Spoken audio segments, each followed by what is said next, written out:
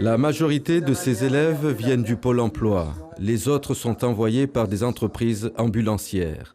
Dans cette formation de 455 heures, ils partagent la même ambition, devenir ambulanciers.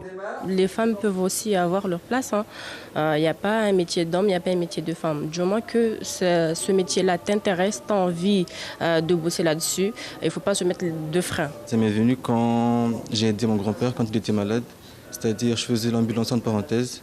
C'est-à-dire que je l'aidais, je le mettais en place dans le véhicule pour ses soins.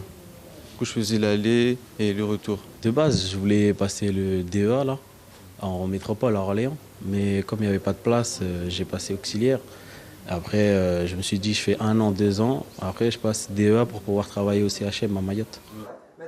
Passer son diplôme à Mayotte est une aubaine pour ces élèves ambulanciers, une chance que l'ancienne génération n'a pas eue. On était obligé de partir à Métropole ou à La Réunion. Et tout ça, c'est des difficultés de plus. Si on part pour apprendre, surtout pour travailler, pour avoir son DEA, c'est compliqué. Mais eux, ils ont la chance d'être à Mayotte.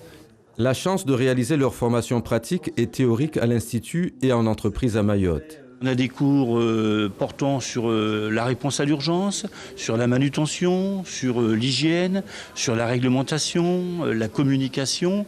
Et donc, tous les élèves, pendant 13 semaines, 455 heures exactement, vont suivre ce cursus de formation. Dans ce groupe, 19 personnes demandeurs d'emploi ont bénéficié d'une formation découverte du métier avant d'intégrer l'Institut. Ça fait partie des métiers qu'on appelle les métiers porteurs d'emploi aujourd'hui. Jusqu'à il y a quelques années, les ambulanciers restaient vraiment dans le secteur public, salariés du CHM.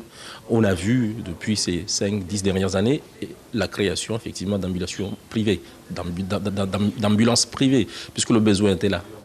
Cette nécessité doit répondre aux besoins du marché de l'emploi local. La plupart des personnes aujourd'hui détenteurs de ces diplômes ne travaillent pas dans le privé, alors que depuis 2021, ils ont obligation d'avoir un certain nombre d'ambulanciers diplômés d'État dans le privé. Donc il a fallu absolument et rapidement depuis 2021 mettre en place cette formation de manière à ce que nous puissions répondre à cette obligation. L'Institut de formation Aftral espère atteindre un taux de réussite d'au moins 90%. La formation s'achèvera par la remise des premiers diplômes d'ambulanciers le 22 août prochain.